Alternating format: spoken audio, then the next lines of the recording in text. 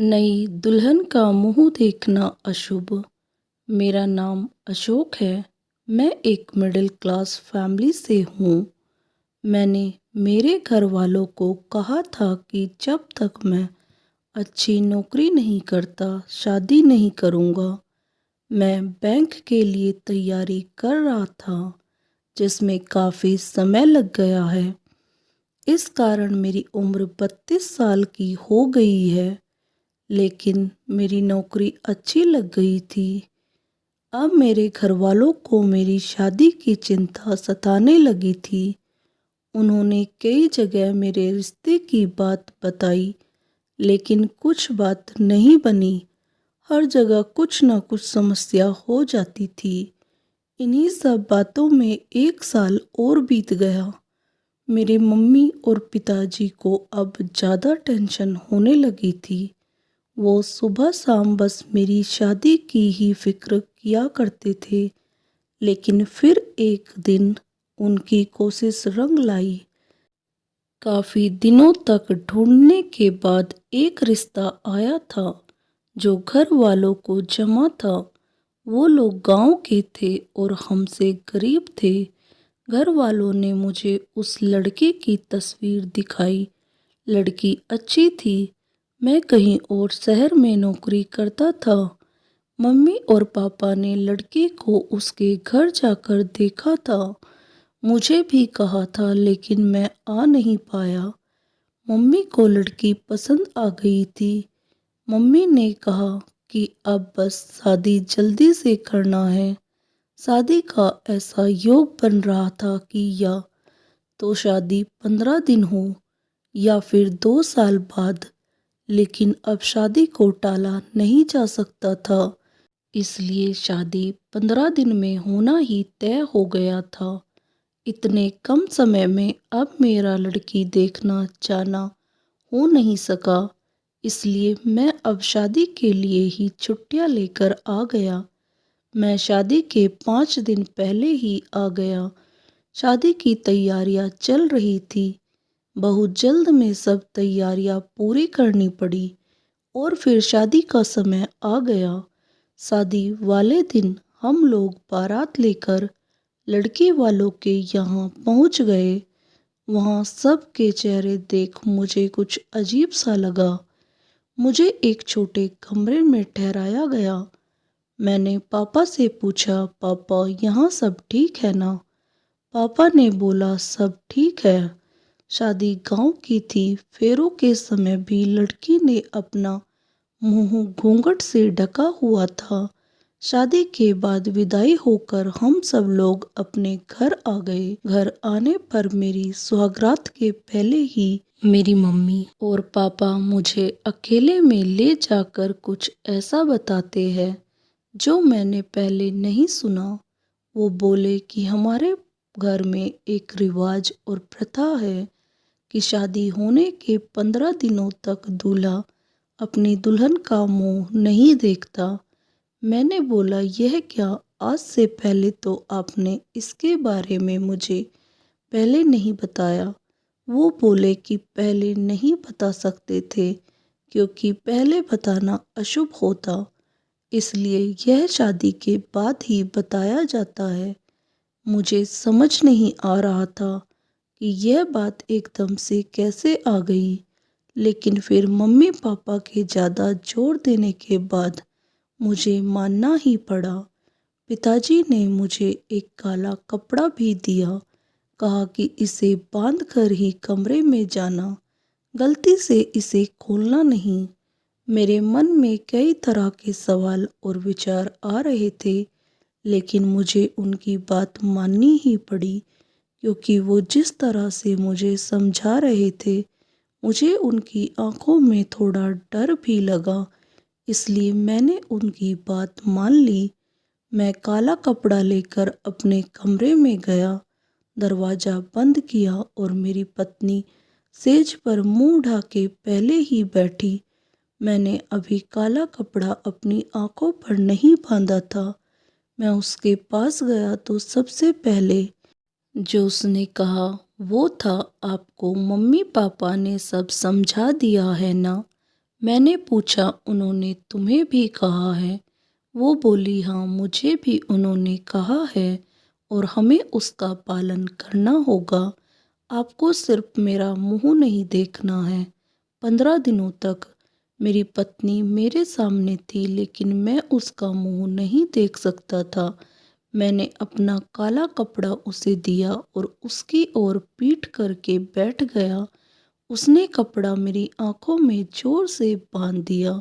कपड़ा बांधने के बाद मैंने उसको हाथों को अपने हाथों में लिया।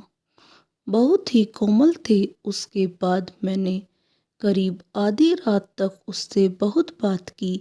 मैं उसे नहीं देख पा रहा था, लेकिन उसकी तस्वीर मैंने देखी थी।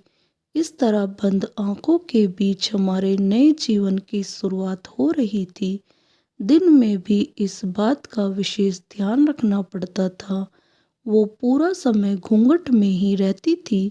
शादी के पहले मुझे प्यार क्या होता है इसका पता नहीं था, लेकिन शादी के बाद मुझे अपनी पत्नी से प्यार हो गया था। मैं बड़ी बेसब्री से 15 दिन खत्म होने का इंतजार कर रहा था। दिन दिन निकलते रहे और मेरा प्यार बढ़ता गया। आखिर 15 दिन हो गए। मैंने अपनी मम्मी और पापा से कहा कि आज 15 दिन पूरे हो गए हैं, कुछ पूजा या दूसरा उपाय हो तो नहीं करना। उन दोनों के चेहरे पर एक अजीब सी घबराहट थी। मुझे समझ नहीं आया कि क्यों। वो लोग बोले, नहीं, कुछ नहीं। मैंने उनसे फिर पूछा कि क्या कुछ बात है? आप इस तरह से क्यों लग रहे हो? वो बोले, कुछ नहीं। उस रात मैं कमरे में गया। अब मेरे हाथ में काला कपड़ा नहीं था। मेरी पत्नी आज भी घूंघट ओढ़े बैठी थी। मैंने जाते ही उसे कहा कि आज यह घूंघट क्यों? मेरी पत्नी मुझे कहती है कि मैं आपसे कुछ सवाल पूछना चाहती हूँ। मैंने बोला, पूछो। वो बोली, आप मुझसे कितना प्यार करते हैं? मैंने बोला कि 15 दिनों में तुम्हें पता नहीं चला। उसने कहा कि इतने दिनों तक आपने मुझे देखा नहीं था। अब सोचो कि आपको ऐसा कुछ देखने को मिल जाए जो आपने सोचा भी नहीं था, तो भी आप मुझसे उतना ही प्यार करेंगे या नहीं? मुझे उसकी यह बात समझ नहीं आई। मैंने कहा कि तुम यह क्या बात कर रही हो? मैं तुमसे प्यार करूँगा, तुम मेरी पत्नी हो। वो चुप हो गई। फिर आखिरकार मैंने वो किया जो मैं करना चाह रहा था। मैंने उसका घूंघट उठाया और घूंघट उठाते ही जब मैंने उसकी शक्ल देखी तो मुझे यकीन नहीं हुआ। यह वो लड़की नहीं थी जिसकी मुझे तस्वीर दिखाई गई थी। यह तो कोई और ही लड़की थी। मैंने उससे पूछा, कौन हो तुम? वो बोली, मेरी आवाज़ तो आप जानते हैं, मैं वही हूँ, आपकी पत्नी। मैंने आवाज़ लगाकर अपने मम्मी और पापा को बुलाया। मेरी आवाज़ सुनकर वो कमरे में आए। मैंने बोला, अच्छा, तो ये सब नाटक आपने इसलिए किया? यह लड़की कौन है? आपने मुझे तस्वीर तो किसी और की दिखाई थी। उनके चेहरे पर घबराहट थी। मेरी माँ बोली, बेटा, हम इसी बात से डर रहे थे। बड़ी मुश्किलों से हमने तेरे लिए रिश्ता ढूंढा था। वो लड़की इसकी बड़ी बहन थी। शादी के 2 दिन पहले वो घर से चली गई। वो तुझसे शादी नहीं करना चाहती थी। यह लोग फिर शादी से मना करने लगे, लेकिन हमने इसके पिता पर दबाव डाला था, धमकाया था, पहचान बताई, तो उन्होंने दबाव में उसकी 2 साल छोटी बहन से तेरी शादी करवा दी। हम तुझे बताते तो तू हमें ऐसा नहीं करने देता। सब सच जानकर तू कभी शादी नहीं करता, इसलिए तुझसे छिपाया। तुम दोनों सही मायने में पति पत्नी बन जाओ, इसलिए 15 दिन वाला नाटक किया, ताकि बाद में तू इसे छोड़ नहीं सके। उनकी बात सुनकर मुझे यकीन नहीं हुआ। मैंने कहा कि आपने अपने बेटे की शादी के लिए किसी को धमकाया, आपने मुझे भी झूठ बोला, आपको शर्म नहीं आई, आपने इस लड़की की मर्जी के बिना ज़बरदस्ती मुझसे शादी करवा दी। उसके बाद भी यह आप लोगों की बात मान रही है। मम्मी और पापा बोले कि हमने यह सब तेरे लिए किया। मैंने कहा यह आपने मेरे लिए नहीं, अपने लिए किया ताकि मेरी शादी के बोझ से आप बरी हो जाए। अगले दिन मैं बिना कुछ बोले सुबह अपने काम पर चला गया, लेकिन वहाँ जाने पर मुझे लगा कि इसमें उस लड़की की क्या गलती है।